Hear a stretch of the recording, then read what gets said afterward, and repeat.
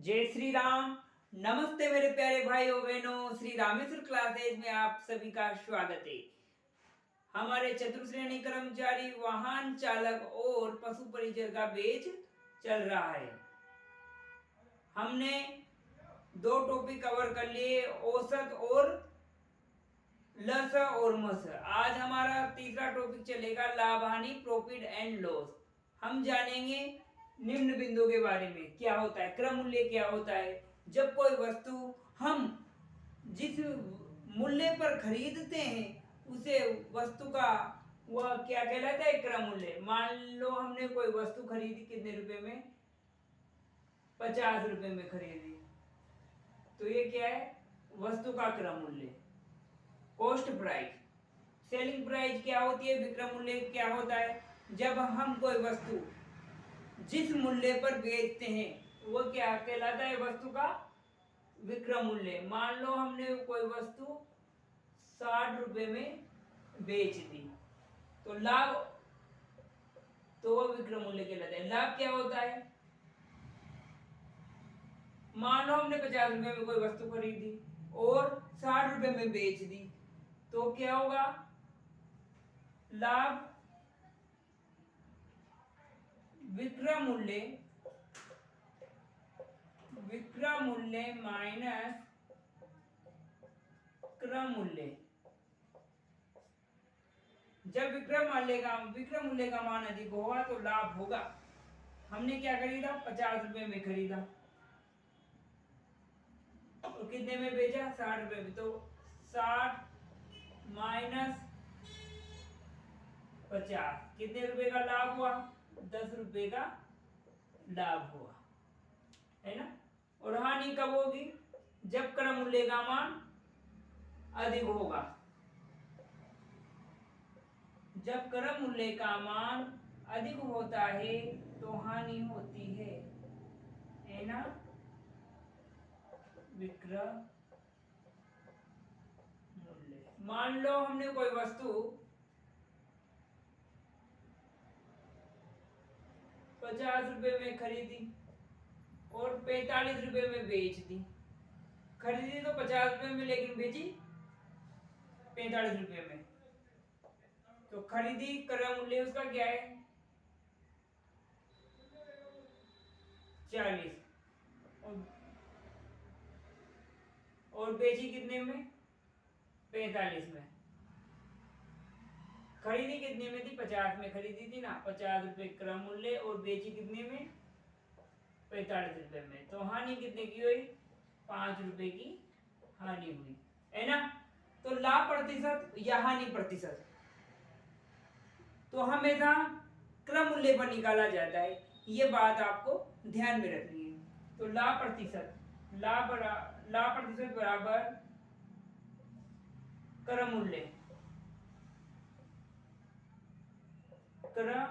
मूल्य मैंने शॉर्ट कर फॉर्म में लिख दिया है ना।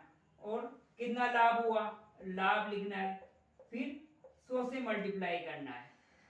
तो मान लो यही उदाहरण ले लेता हूं मैं, लाभ वाला।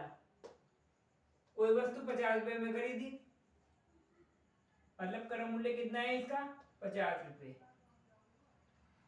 और लाभ कितना हुआ, 10 रुपए का लाभ हुआ, है ना। और 100 से मल्टीप्लाई कर दूंगा, एक बिंदु से एक बिंदु कितनी बार कटा, 20 बार, 520 बार कटा, तो कितना परसेंट, 20% का लाभ हुआ। और हानि क्या होती है, हानि भी क्या, हानि प्रतिशत किसे निकालते हैं, हानि प्रतिशत भी मित्रों क्रय मूल्य पर निकाला जाता है। तो ये हानि यहाँ लिख देंगे, हानि अपॉन क्रय मूल्य मल्टीप्लाई 100।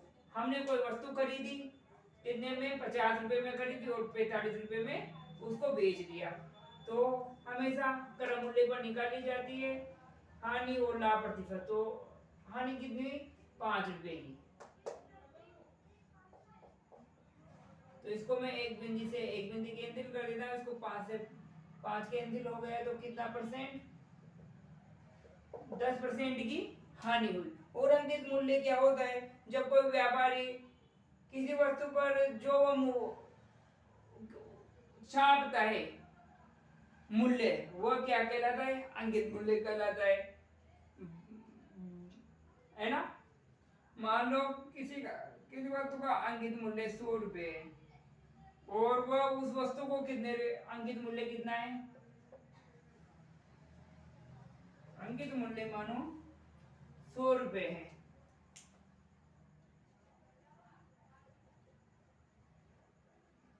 अंकित मूल्य 100 रुपये है और वह उस वस्तु को 20 रुपये में बेचता है, 80 रुपये में बेचता है, उसका विक्रय मूल्य, विक्रय मूल्य। तो उसने बट्टा कितना दिया, तो बट्टा का सूत्र हो गया, बट्टा कितने का दिया उसने, 20 रुपये का। तो अंकित मूल्य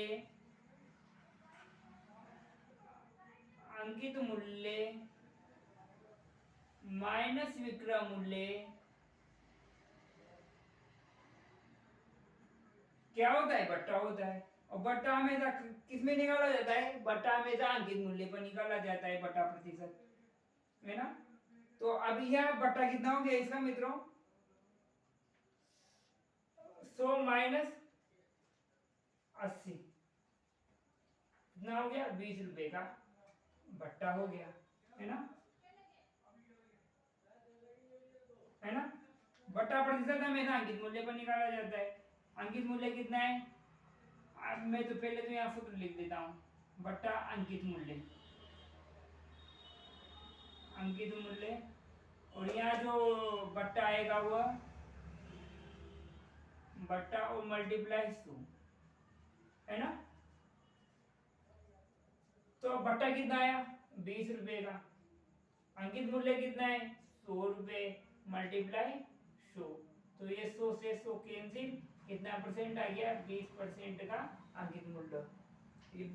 बच्चों ये क्लास अच्छी लगी हो तो क्लास को लाइक कीजिए, Shri Rameshwar classes YouTube channel को सब्सक्राइब कीजिए और अपने मित्रों को भी ये वीडियो शेयर कीजिए कि वहां पर कर्मचारी चयन, चतुर्थ श्रेणी कर्मचारी, वाहन चालक और पशु परिचर का गणित करवाई जा रही है। धन्यवाद, राधे राधे।